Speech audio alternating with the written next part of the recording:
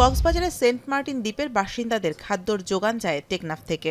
শতাব্দীকাল ধরে নাফ নদী ও বঙ্গোপসাগরের দীর্ঘ পথ পাড়ি দিয়ে এসব পণ্য আনা নেওয়া হয়, যেখানে মিয়ানমারের 1 কিলোমিটারের মতো জলসীমা ব্যবহার করতে হতো। তবে মিয়ানমারের অভ্যন্তরীণ সংঘাতের জেরে সম্প্রতি নাফ নদীতে ট্রলার দেখলেই গুলি চালানোর ঘটনায় বন্ধ হয়ে গেছে এই নৌরুটের যোগাযোগ।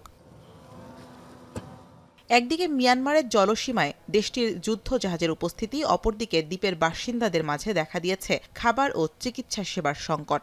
এমন পরিস্থিতিতে ইতোমধ্যে প্রশাসনের উদ্যোগে বিকল্প সমুদ্রপথে 150 টন খাদ্যপণ্য পৌঁছানো হলেও উদ্বেগ কাটেনি।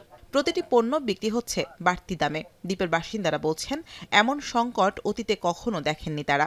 যে পরিস্থিতির শিকার আমরা হয়েছি, দীর্ঘ কোনো ইতিহাসে এ ধরনের ইতিহাস রচনা হয়নি। তো বর্তমানে যে 10 দিন ধরে যোগাযোগ বিচ্ছিন্ন হওয়াতে সেন্ট মার্টিন দ্বীপে খাদ্য সামগ্রী, চিকিৎসা বঞ্চিত, ওভারঅল মিলে একটা ইফেক্ট এসে পড়ছে 10,000 দ্বীপবাসীর উপরে। আমার বাড়িটা কি হার্ট স্ট্রোক করছে। হার্ট স্ট্রোক করে আমরা চেম্বারে হাসপাতালে নিয়ে গেছিলাম। নেওয়ার পরে আমাদেরকে রেফার দিচ্ছে। ওইখান থেকে রেফার দেওয়ার পর আমাদেরকে বলছিল মানে কক্সবাজার নেওয়ার জন্য। আমরা যাতায়াত করতে পারতেছি না, সেন্ট মার্টিন থেকে টেকনাফ যাতায়াত করতে পারতেছি না। এখন এই রুকি নিয়ে কোথায় যাব? আমরা যেই পথ দিয়ে যাতায়াত করি নাফ নদীর মোহনা, আমরা গেলেই সেখানে আমাদেরকে গুলি করতেছে। আমরা এখনো তাদের সমুদ্র থেকে আমরা যেতে পারবো না।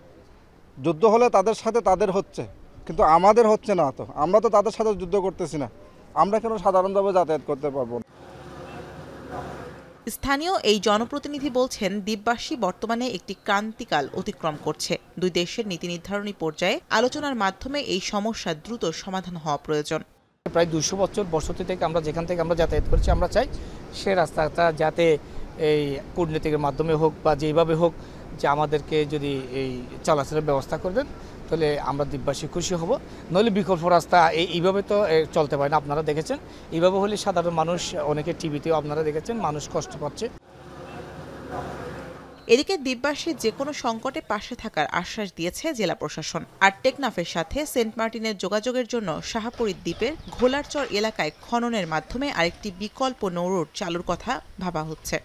বিকল্প রুটটা হচ্ছে আমাদের টেকনাফ থেকে সেন্ট মার্টিন যাওয়ার পর শাহপরী দ্বীপ, এর পাশ দিয়ে গোলারচর জায়গা আছে। তো আমরা ভাবছি এখন এটা বিকল্প ওই রুটটা ইউজ করব, কিন্তু ড্রেজিং করে, আমরা ড্রেজিংয়ের চিন্তা আমরা করছি এখন। এরকম কক্সবাজার থেকে বড় বোটে করে, বড় কান্ট্রি বোট বা অন্য কোনো মাধ্যমে আমরা এই যাত্রাটা রেগুলার করা যায় কিনা আর কি, এটা আমরা ভাবছি, মালামাল বিশেষ করে পৌঁছানোর ক্ষেত্রে। প্রায় 8 কিলোমিটার আয়তনের সেন্ট মার্টিন দ্বীপের বাসিন্দা প্রায় 10,000, যারা প্রতিনিয়ত প্রাকৃতিক দুর্যোগ সহ নানা বৈরিতার সাথে যুদ্ধ করে টিকে আছে।